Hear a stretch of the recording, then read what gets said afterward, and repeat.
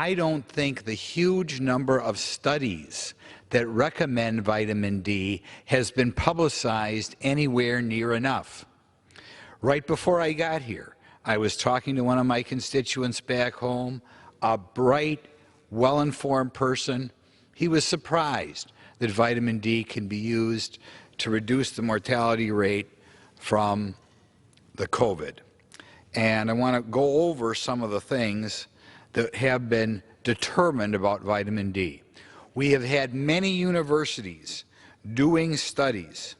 I mentioned all the way back in April and May, Trinity College in Dublin, Ireland, and Northwestern University down in Illinois have found studies showing a strong correlation between vitamin D deficiencies in patients leading to COVID complications and mortality. Those with adequate vitamin D levels were less likely to experience hyperinflation within their lungs and less likely to were less susceptible to severe COVID symptoms.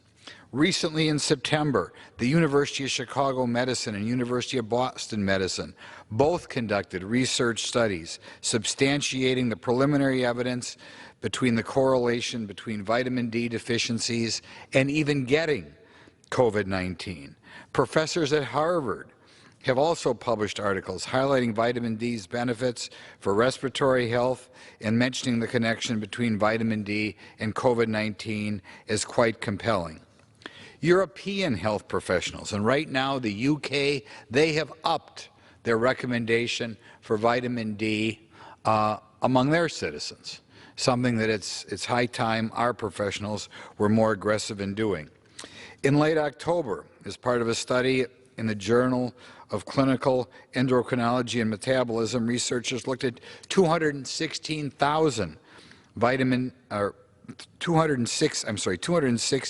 COVID-19 patients in a hospital in Spain.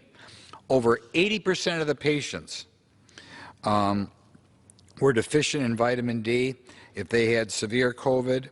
Only 40% of the population as a whole had longer hospital stays and higher inflammatory markers within their lungs.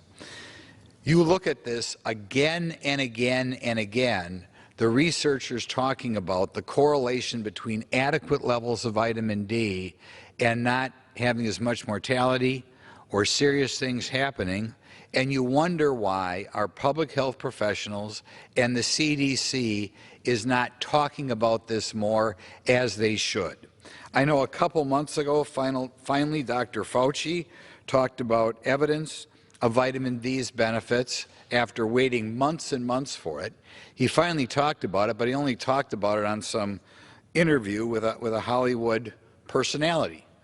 He shouldn't wait for a Hollywood personality asking him questions to point out that he himself, as the most prominent member of our public health community, takes vitamin D. How much vitamin D should you take?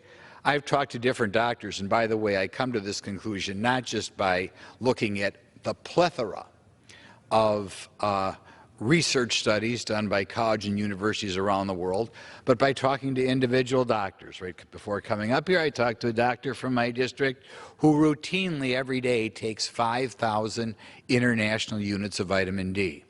I'll point out it's not the only way to get vitamin D. You can get vitamin D from wonderful, healthy milk, and you can get vitamin D as well, interaction with the sun.